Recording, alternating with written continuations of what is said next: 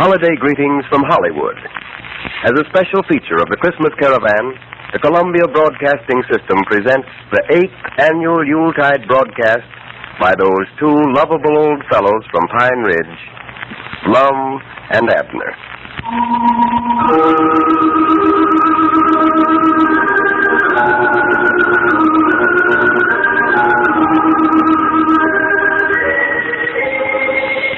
It was in 1933 that Lum and Abner first told their simple story of nativity, the tale of a humble event in Pine Ridge which reflected the glory of Bethlehem's wondrous miracle. And since 1933, they have answered the requests of their many friends by retelling the story each Christmas Day. As Christmas 1940 rolled round, Lum and Abner were taking a well-earned leave of absence from their long series of broadcasts. But they were more than happy to accept Columbia's invitation to appear again and to extend their Christmas greetings in the way which has become a tradition. So, for Lum and Abner's annual Christmas story, let's go see what's happening down at Pine Ridge. Well, all business and other activities have been cast aside in Pine Ridge today. A heavy snow has fallen, and it's now after dark. Three old fellows, Lum, Abner, and Grandpappy Spears, are trudging through the snow on a real Christmas mission. Listen. You're sure we're headed right now, are you, Grandpap? Yeah, I know this is the way, Abner. Doc Miller rode his horse over here. You can see his tracks there in the snow. Well, it must be the old Gaddis place, then. Yeah, that's just about where it's at. But there ain't nothing but the barn left over there. That house burnt down 2 or 3 years ago. Well, Doc says it's due east from that road where we turned off. Due east. Which way is east? I ain't paid no attention to the direction. Wait a minute. Whereabouts is the East Star? There it is, right ahead of us. We're going right, men. Don't worry about that. Yeah, we can just follow the East Star. Yeah, that ought to lead us to it. And how did you find out about these folks, Grandpap?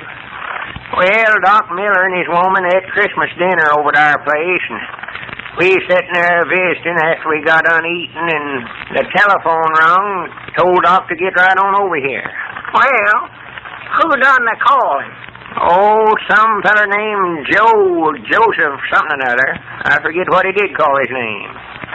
He'd went over to some neighbor's house to call. Well? Said they'd been into the county seat to pay their taxes, and there weren't no room at the hotel, so they just come out here to this old barn to spend the night. Well, now, this ain't fitting weather to have to stay out in no barn. And they said they were sort of expecting the baby to be born tonight, huh? Yeah, that's the reason they called Doc Miller. What's the matter, Abner? Doggies, my arms is getting tired. Well, here, let me carry them blankets a while, and you can carry this oil heater. Is that box of groceries getting heavy, Grandpap? No, I'm all right, Lum. We ought to be there directly anyhow. Yeah, sure, this snow tired the body out walking through it, you know it? Yeah, well, maybe we were walking a little fast for you, Abner. Here, you take the lantern, too. Yeah.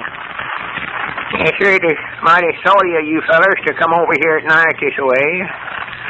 I sort of hate to call you to get out on Christmas, but after Doc left, me and the woman got to talking about how pitiful it was that couple was having to stay out here in this barn with nothing to eat and all. Well, I'm just glad you called me, Grandpap. I'm just proud of a chance to help. Yeah, this makes it seem more like Christmas to me, doing for somebody else. Sure. You know, you just can't do things to make others happy without making yourself happy at the same time. Trouble with a lot of us, we sort of lose the Christmas idea altogether. Think too much about ourselves. The real Christmas spirit is the happiness we get out of making others happy. Yeah. There we was now, sitting there at home. Thought we was enjoying ourselves. These folks out here spending Christmas in an old barn this way. No, there just wouldn't have been no Christmas to it if you hadn't called us up, Grandpap. Well, I knowed I could depend on you fellers. Now, if it's the old Gaddis place, we ought to be able to see it from the top of this hill here. Wait a minute. I believe that's the barn yonder, ain't it? Yeah, that's where they're at. Sure were. Well, that's due east from where we was at, all right, for there's the East Star right over the top of the barn. Yeah, there's Doc's horse tied to the fence there. This is the place. See the light shining through the cracks in the wall. Well, sir, it's just a shame them folks never let some of us know they needed a place to stay.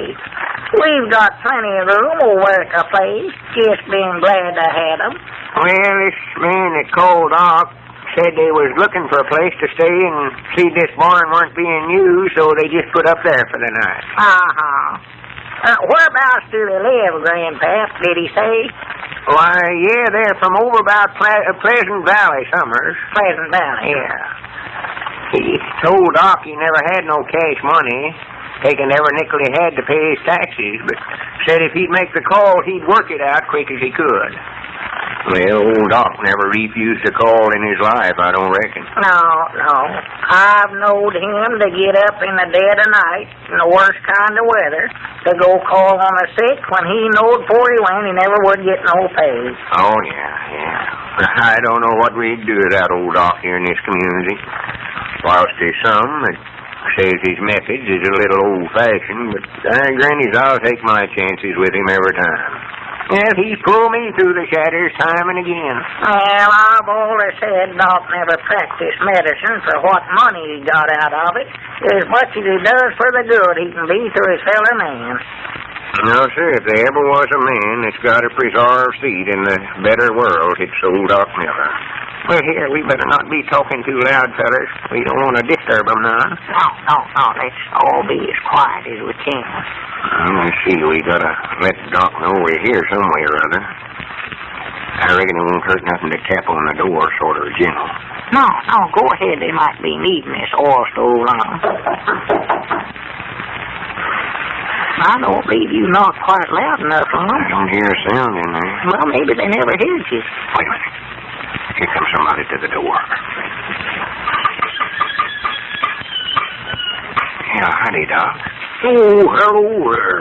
Well, what are you three old codgers doing out here this time of the night? Well, we just got to thinking after you left, Doc, these folks might be needing something. Yeah, Doc, we brung a oil stove and some bed covers here. And here's a box of groceries. Well, they're certainly needing them. They haven't any kind of heat in there at all. Using what little hay was left for a bed, I piled it all up in the manger and made a pretty good bed, but now these covers will come in awful handy. How's the lady, Doc? Why, getting along as well as could be expected, Lum. Well, here, I'll take these things on in and have her husband light this heater and warm the place up a little. You men had better stay out here for a while. Oh, yeah, sure. Go ahead, Doc. We'll wait out here. Is there anything we can do, Doc? Let us know. All right. Thank you. Oh, Doc, what kind of work does this feller do? He said a while ago that he was a carpenter by trade, Lum. Said he'd been out of work quite a while, though. Well, look here, I better get back a bit. Yeah. Said he was a carpenter, huh? Yeah. I was just thinking, Abner. We've been talking about building that loading platform at the back door of the store there. I believe it'd be a pretty good idea. Get this fella to help us. Yeah, that's a good idea, Lum. And we might get him to do a little fixing up in the store, too. Well, he'll want to be nigh his wife and baby for a few days now. Quick as Doc thinks it's safe for them to be moved, I'm going to insist on them coming right on over there to our place and staying. And that'd be the best place in the world for them, Grandpap. Aunt Charity could take care of them better than anybody I know. Oh, yeah, she'd get a sight of enjoyment out of looking after the baby. Just loves children. Oh, Lord, that woman of yours, Grandpap, has mothered every young'un in the community. Yes, sir, I was just thinking here, fellas. Here we are, three old codgers getting along in years, standing around out here waiting for a little baby to be born. It's sort of like as if we was waiting for somebody to take her place. Well, of course, we don't like that. talk about such things, but now we've just about served our time, I reckon. Yeah, won't be long before we'll have to move on. There'll be somebody else to take her place. Yeah, yeah, they'll soon forget about us, Lord me. It's sort of like the years. Here, 1940's almost gone. There's been a lot of things happen, but they'll soon be forgot. There's been lots of joys and happiness. And on the other hand, there's been lots of heartaches and lots of blasted hopes. But there's a new year coming, and we'll all get to start all over again. Here'll come 1941, bringing new hope and new courage. And we're sort of like the years, us three old fellas. We're sort of like 1940. We're waiting on 1941. The little baby in yonder. Well, it's just like I've already said, man. I believe somebody's coming to the door. Oh, maybe it's Doc. Maybe it's Doc. Any news yet, Doc? Well, men, it's a fine baby boy.